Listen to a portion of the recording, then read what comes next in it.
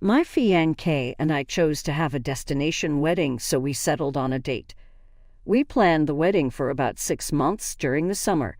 It was a dream come true because I was marrying the love of my life. We arrived in Miami on Thursday evening. The next morning, Friday, we split up for our bachelor's and bachelorette parties. It was a blast. My friends and I stayed up all night celebrating my last night as a single lady. I wondered if the girls would wake up early enough for the wedding the next day. As for me, I didn't sleep a wink. I was too excited and jittery. My mind was racing, and I couldn't settle down. I tend to overthink things. At 5 a.m., I couldn't wait any longer for sunrise, so I woke everyone up. The girls groggily got up, and we started getting ready. By 7 a.m., the makeup artist still hadn't arrived, and my friends were acting strangely. They seemed to be hiding something, but I figured they were planning a surprise for me or something. It was 8 a.m., and we were still not close to being ready for the wedding. At 9 a.m., they didn't seem bothered and, in fact, were finding ways to stall. I was not having it, but I also promised myself that I would not be a bridezilla, so I forced myself to be calm. When it was time to leave, the girls said they wanted to talk to me. They said the wedding had to be moved by an hour because my fiancé wasn't ready yet. I remember making a joke about how he probably overslept after their fun time the night before. I was a bit disappointed, though, because I wondered why he would be late for the biggest day of our lives. We finally left for the church. When we arrived, he wasn't there, and my mom was nowhere to be found either. I guess she went to find out what the problem was. After an hour, I became agitated, and I had gone through every possibility. Did something happen? Was he in an accident? Did he have cold feet, etc.? I tried to call everyone that could be around him, but I didn't get through. After a few minutes, a car pulled up in front of the church, and out came his best friend with a disappointed and sad look on his face. He told me that he and the other groomsmen didn't know where my fiancé went. They all said their goodbyes last night and went into their suites after the bachelor's party. He looked like he had more to tell, but was hesitating, so I probed further. Then he blurted out that they couldn't find most of his belongings in his suite. I had heard of people being stood up on their wedding day, but never in my wildest dreams did I think that I would experience it myself. I wondered if I did something wrong, but we didn't have a fight, and there were no signs that he wasn't happy or was having cold feet. I broke into tears and cried uncontrollably. My dad informed our guests and apologized for all the inconveniences. He told the guests that they could stay for the reception since they came all the way and everything was already paid for. I wasn't interested in socializing or eating, so I left. In fact, I'd have preferred to be underground at that time. By evening, my dad called, and he sounded worried. He was back in a suite by now and noticed that my mom's things were not in her suite either, and we had not seen her since morning. Were they kidnapped, or did she know where my fiancé went when she went after him and has not had time to reach out to us? We desperately needed answers. We called the police and informed them that 2 people were missing. A thought crept into my mind. What if both of them left together deliberately? But I dismissed that thought. My fiancé could not possibly elope with my mother. Well, my suspicions were right because I got a shocking text from her the next morning. She stated that she and my fiancé had fallen in love and wanted to be together. They apologized for the pain their love had caused us. Really, who does that? Our vacation was cut short, and my whole family went back home the next morning. I also canceled all our reservations for our honeymoon since that definitely wasn't happening. It has been 2 weeks now since the incident. My mom and ex-fiancé have tried to reach me on several occasions, but I wouldn't hear them out. It was the audacity that they would expect me to just behave like everything was okay and things could go back to normal. That ideology was twisted because I'm usually a forgiving person, but this one was a big challenge. I wouldn't speak to them for weeks. So they tried to use my siblings to get to me, but that did not work because we were all angry at them. My mental health at that point was terrible. I felt like I'd become a laughingstock. I didn't want to go out or be seen anywhere that anyone would recognize me. Good thing I run my own business so that I could take a break. My mom finally got through to my father and she explained herself. My dad decided he wanted to move on because he was just hurting himself by trying to stay mad at her. I, on the other hand, did not care. Well, until my father spoke to me and convinced me to at least hear my mom out. Not for them, but for me, so that I could get the much-needed closure and move on with my life. I thought he made sense, so I agreed, especially because I wanted to know how this could even be possible. How could my fiancé prefer my mom over me? It was like a bad dream that I so desperately wanted to wake up from. It's a given my mom looks amazing. She and my dad had me when she was 16, so she still looks pretty good. But that did not give her the right to take my man away from me. I could only imagine what my father was going through.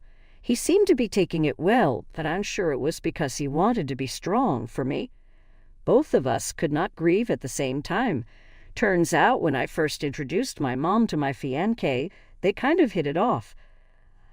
I had thought she just really approved of him as my boyfriend and was supportive of both of us being together.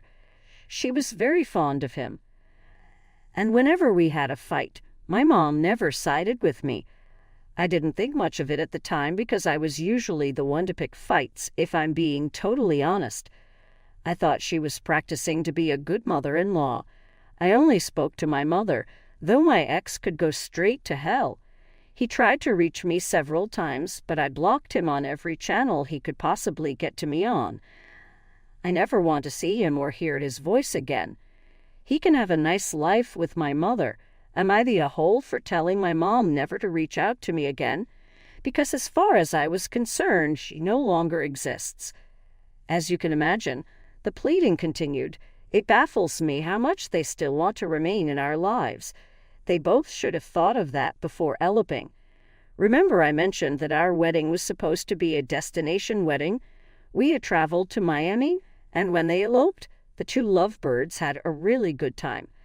How did I know? Well, all the time I was crying myself to sleep and also stalking them on social media, they were shamelessly posting their every move. My mom went as far as calling me with an unknown number and started monitoring my movements to know when I was out so she could get the chance to speak to me. The first day I noticed her, I ignored her. Then it became too much for me, and the thought of having her try to speak to me over and over again after telling her I never wanted to see her again was traumatic. Like, what couldn't she get? I wanted her out of my life for good. I tell you, this lady followed me everywhere. I was so fed up I served her a restraining order. Maybe one day I would let her back into my life, but I think she needs to respect my decision. I need time. What happened between us is not something that happens every day. That would be really weird if it were. Confession, I kind of forgot how to be single. I've had a boyfriend for years, and now it feels weird not to have one. It's like I don't know how to act. It may be funny, but that's an actual thing. I don't have to check up on anyone. No one is checking up on me. Worst of all, Valentine's was just a normal day. That never happened to me in the past 5 years. One thing's for sure, I'm not rushing into any new relationship. Still single like a Pringle, and I like it that way. I joined this group where ladies empower each other. We're not extreme feminists, but we encourage and stand up for each other. I'm learning to enjoy my own company. I also made this weird decision out of the blue to listen to my ex-fiancé and hear what he has to say. Sometimes I wish I never met him because of the way he hurt me, but I remember we also had really memorable times as well. I decided to meet him for breakfast at a coffee shop. He looked scared and shy when he came in through the door. It was like he didn't know if to approach me or to turn around, and he was sweating a lot. He finally took a seat and started to apologize. He said he wasn't sure how he and my mom fell in love, but they just did, and they hid their feelings for a long time because of the other parties involved. Still felt the anger. disappointment, rage, and even a little bit of jealousy. But right there at the coffee shop, I decided to let everything go. But I still didn't want them to have it easy, so I still maintain my restraining order. Call me petty if you want. You are definitely not the a-hole for asking them to be out of your life. I would probably do worse if I were in your shoes. I had a friend of mine in a similar situation. She did not take it well at all. You seem to be doing well. P.S. Your mother is crazy. The next story. I have been a nanny to a couple, we'll call them Jenna and Mitchell, for a few years now. They have been great people, and I also like the pace since they are fairly wealthy. They give me a big sum, and I also love their kids. They have a boy, 4, and a girl, 5, who are really sweet, and I look forward to seeing them. On to the problem. Jenna and Mitchell decided to host a party at a restaurant they live close to. No problem for me. I'll watch their kids like usual while they have their fun. They're giving me the rundown on things like the usual, but then something. All they said was, and make sure the kids are ready to be picked up by 9:30 p.m. I thought this was strange, but decided to push it to the back of my mind as they never said previously anything about other kids and only said that one statement. Maybe it was just a slip-up. About 20 minutes go by and Mitchell's and Jenna's friends come over to pick them up, I'm assuming. So I go over to meet their friends, and their friends brought all their kids for me to babysit. There were at least 7 kids I saw. I pulled Jenna aside and asked her why their friends expected me to babysit their kids and to just get someone else to babysit them, as I only agreed to babysit her kids. She seemed taken aback and said she thought I wouldn't mind since I don't do anything else with my time anyways. My husband died 11 years ago, so I'm always by myself at home now, which is true, but this was never part of the agreement. Apparently, all her friends were busy and couldn't come to the party because of their kids, and to save money and time, Jenna just offered to dump all their kids at her place for me to watch. I got angry and said unless she's willing to pay me 7 times the amount of money she pays me now, there's no way I'm watching 9 kids for the amount of time that they're gone, 8 hours, and I just wouldn't be able to handle it. Her face changed from confused to frustrated, and she said I should be lucky I'm their nanny at all with the amount of money I'm paid, and to be grateful and do this one thing as it's just one night. She just wants to treat her friends to a nice dinner. I was shocked and didn't say anything else and just left their house. Mitchell later called me, cussing me out and saying how I humiliated them and embarrassed them with my actions and how they had to cancel everything last minute because of everyone's kids, and I was a selfish, stuck-up, lazy person for not doing this one-time thing. Didn't say anything the whole way through until he was done talking and just hung up. And now I'm really wondering if I messed up here. I really like their kids, and they were great people before this incident. Am I the a-hole? I didn't expect to be posting an update so soon, as I thought they would both just ghost me, and we wouldn't talk again, and they would find another nanny, but I was wrong. Jenna called me this afternoon hoping for an apology. I picked up. She tried to guilt-trip me into babysitting for her kids again, saying how there isn't another one like me and she didn't want a younger nanny because she didn't want the kids latching onto her and calling her mom. And if anything, wanted them to think of them as a grandma. What? She then went on to say she was sorry and she was wrong for doing what she did and wanted me to come and be their nanny again. I let her finish with her event. After she was done talking, I said I was sorry she was that insecure about babysitters her age, and if she was that worried, she should probably focus on her kids rather than her business. And even though she doesn't respect my time and effort, I do. I told her good luck finding another sitter and blocked her and Mitchell. I'm still having a hard time finding a replacement, but at least I'm free from the entitlement they showed. I most likely would not have said all of that and put my foot down if it wasn't for all the comments you guys gave, so thank you. I really downplayed my self-worth as a nanny because I've been a caregiver for years, so this boost really helped. Not the a-hole. It's just business. You're following the established contract. If they didn't want to be embarrassed, they should have contacted you prior to renegotiate. And by the sounds of it, they don't pay you enough to turn blind eyes this once in order to retain the job. Failure to plan on your part does not constitute an emergency on mine, not the whole. Obviously, child care workers are so often underpaid, and their hours and energy are often exploited. You didn't embarrass them. They embarrassed themselves. There should have been a discussion with you beforehand to see if you were available for the night and if you were willing to care for more children. And if you decided to do it, there should have been a strong increase in pay from the other parent's children. Super rude of them. Here's the next story. So you're out. I know the title sounds bad. So I moved to a new city a few years ago, and when I did, I met Kendall. We met on a dating app, but we realized that we both just moved to the city and used each other as tour guides or friends to meet people. We've been close friends ever since.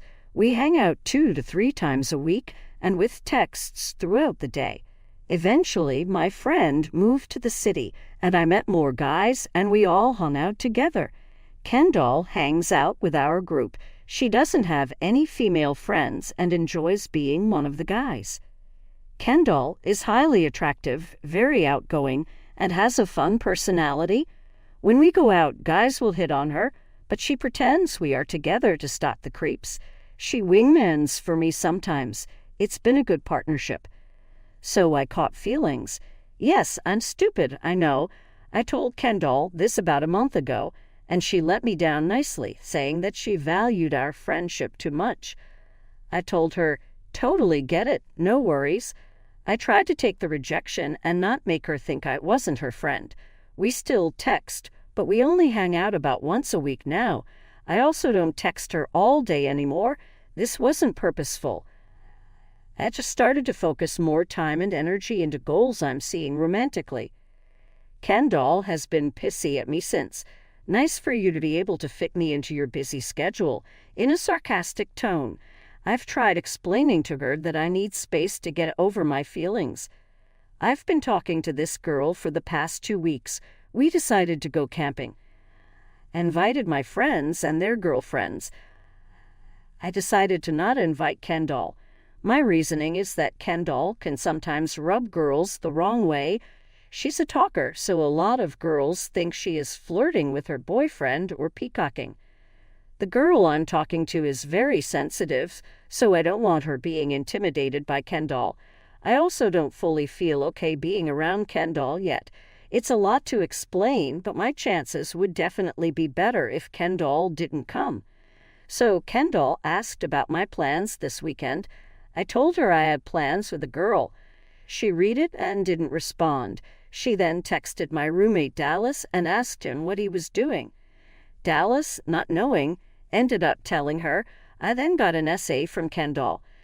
She went off on me, saying that I was a shitty friend, that I stopped including her in my life, and to quit making an effort to ask her about her day. Told her that wasn't true, but I was dating now, and she needed to be cool knowing that meant I wouldn't be as available for her, and that maybe she needed to make some girlfriends if she wanted someone to vent to all the time. She would hurt my chances if she went, so that's why I didn't invite her. She then called me in a hole and then went and told Dallas she wasn't being invited because she turned me down. I told my friends that wasn't true and explained my reasoning, but some still think I'm being a jerk. Am I? Nope, not the jerk here.